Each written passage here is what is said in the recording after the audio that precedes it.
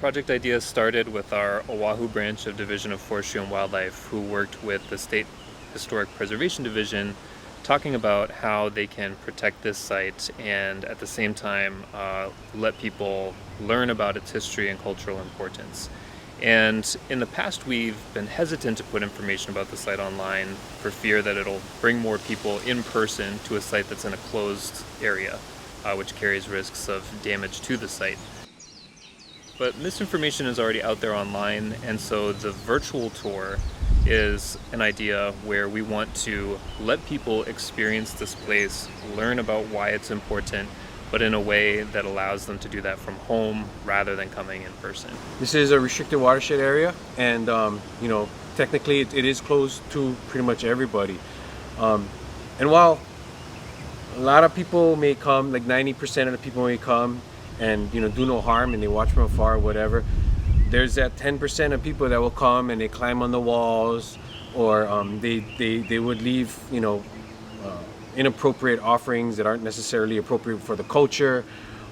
They may see it in the windows, and these walls is hundreds of years old, and merely doing something like climbing on that wall there, you can damage the wall irreparably.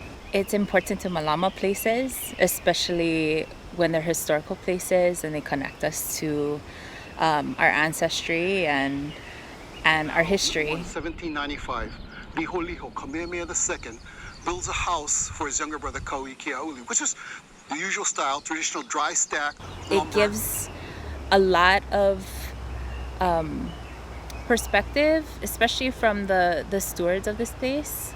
Kahu Baron Ching was one that we interviewed, and he really gave a lot of history, and he could go on more and more. So that's one of the encouraging things about this virtual tour, is you get a little bit more than just surface level sort of information, but also hopefully it inspires people to learn more about the history of these places that we have here, from their home, from their phone or their computer laptops.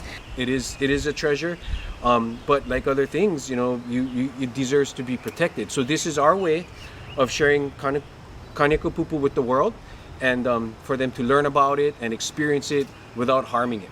Because quite frankly, there are the people that come in and still, and what really upsets me is when people commercialize kaniakapupu.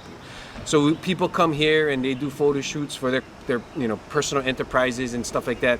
And there was a photo shoot where they were literally sitting in the Queen's window, climbing on the wall, sitting in the Queen's window and taking pictures for their business. And on the one hand, you're trying to make a living, but on the other hand, you're destroying a piece of Hawaiian history. I mean, as significant as kaniakapupu. I mean, this is the Queen's window, and you're gonna climb in her window and destroy her house and her wall for that. I mean, that really upsets me.